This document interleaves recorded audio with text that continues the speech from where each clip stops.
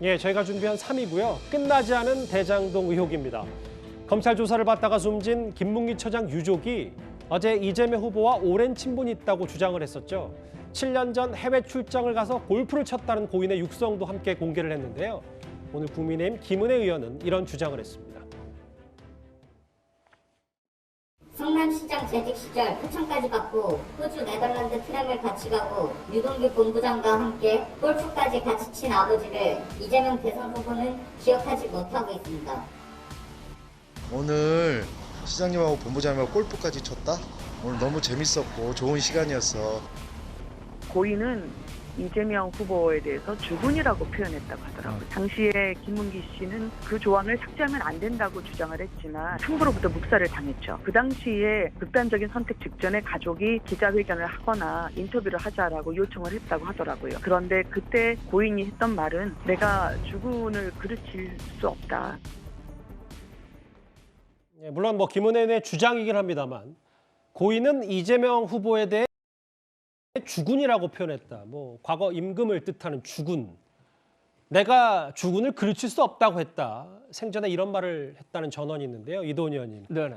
그래서 유족들이 더더욱 왜 아버지를 몰랐다고 하는지, 골프를 함께 쳤다는 추가 사진 공개하고 이런 내막이 있었던 겁니까? 그러니까 수사를 받을 때 적극적으로 이제 본인을 소명을 했으면 되는데 지금 주군이라고 표현합니다만 혹시 내가 이렇게 얘기하면은 내가 모셨던 그 이재명 시장님한테 누가 되지 않을까?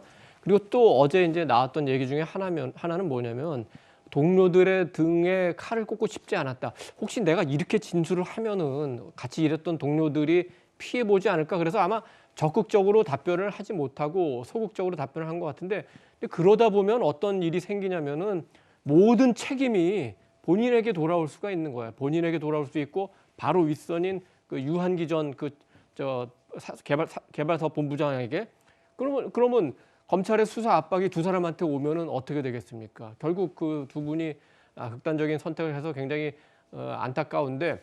김문기 처장은 본인 이 얘기도 했습니다. 3번이나 초과이익 환수 조항을 둬야 된다 얘기했는데 이게 받아들이지 않는다고만 얘기했습니다. 그러면 언제 본인이 초과이익 환수 조항을 반드시 넣어야 된다고 얘기했고 그게 누구에 의해서 3차례나 거절이 됐고 그 과정에서 누가 다른 사람이 또 영향을 미쳤는지 이게 밝혀졌어야 되는데 결국 김문기 씨로서는 밝히지 못하고 안타깝게 이제 세상을 떠나게 된 거죠.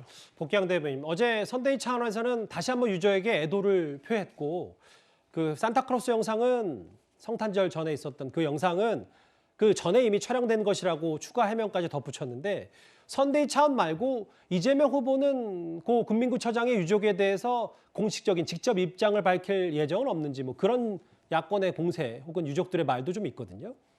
글쎄 저 당시에 그 김문기 씨 돌아가시고 나서 그랬지 않습니까? 어떤 죽음의 의혹이 있는 것처럼 이런 정치적 공세도 이어지고 해서 아마 가고 싶어도 갈 수 없는 그런 정치적 상황이었다라고 저는 판단을 해요. 그리고 그것에 대해서 서운하게 생각하시는 유족의 입장도 충분히 이해가 되고, 그리고 지금 이제 선거의 굉장히 중요한 시점에서 그 유족의 서운함, 이것은 법적인 문제가 아니라 감정적 문제 아니겠습니까? 이것을 다시 또 어느 정당에 나서서 이렇게 부채질하는 것은 그닥 좋아 보이지는 않습니다만 어쨌든지 간에 전후 좌우 따지지 않고 다시 한번 그 유족들에게 위로의 마음을 전한다라는 것이 저희 민주당의 공식적인 입장입니다. 그럼 이제 후보 직접보다는 이런 공식 입장, 당의 공식 입장으로 좀 갈무리를 하겠다 이런 말씀이시군요. 네. 예.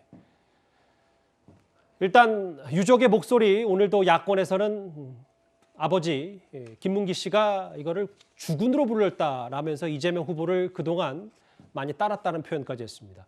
여전히 정치권은 김만배 씨 녹취록을 두고 윤석열이 몸통이니 아니니 이재명 게이트니 서로 싸우고 있습니다.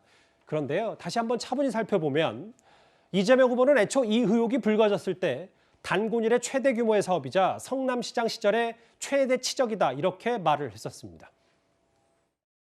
단군 이래 최대 규모의 공익 환수 사업인 대장동 개발 사업을 둘러싼 억측, 의도적인 곡해, 또 왜곡 보도, 네거티브를 넘어선 마타도가 난무하고 있습니다. 대장동 개발은 지금도 제가 자랑하는 성남시장 시절의 최대 치적입니다.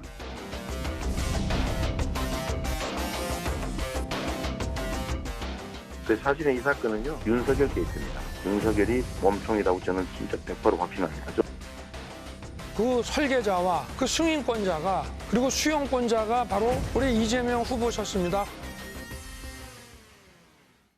김현기 변호사님, 결국 대장동 의혹의 본질은 왜 그렇게 많은 돈을 민간업자에게 넘어가게 했느냐, 뭐 이것 때문에 이제 의혹이 최초에 불거졌고 수사까지 받고 있는데, 애초에는 단군 이래 최대 규모의 본인의 치적이다라고 자랑했던 이재명 후보가 어제부터는 윤석열 게이트라고 한다. 야권에서는 이걸 두고 이게 갑자기 우기기 작전 아니냐라는 표현까지 오늘 좀 원색적으로 썼거든요. 네, 그러니까 지금 이제 많은 국민들이 아시겠지만은 이 개발 사업의 일단은 본질과 그 리스크에 대해서 우선 알아야 됩니다. 다들 알고 계시겠지만은 개발 사업은 기본적으로 토지 수용 리스크가 있고 또 그 다음에는 인허가 리스크가 있고 분양 리스크가 있습니다.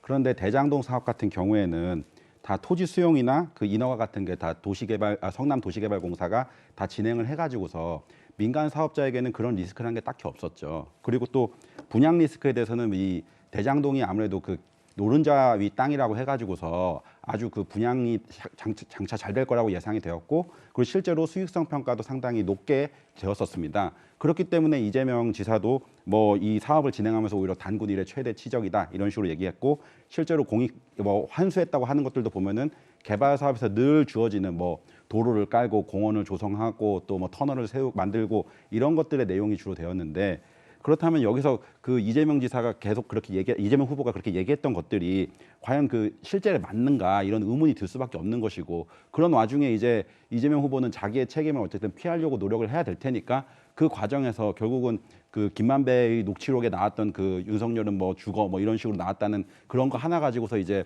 윤석열이 몸통이다 확신한다 이런 식으로 얘기를 하는 것에 불과하다, 저는 이렇게 생각합니다. 아니, 성남시 도시개발공사에서 일단 2명이 극단적인 선택을 합니다. 방금 나왔던 김문기 씨 극단적인 선택을 했죠.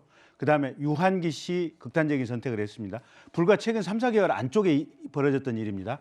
그다음에 지금 구속되어 있는 유동규 본부장 극단적인 선택을 했다가 과정은 분명하지 않지만 어쨌든 살아났습니다. 이재명 후보 본인이 경기도 국감장에서 유동규 씨가 극단적인 선택을 했다고 얘기를 했습니다. 예. 그 유동규 씨 지금 구속돼서 재판을 받고 있습니다.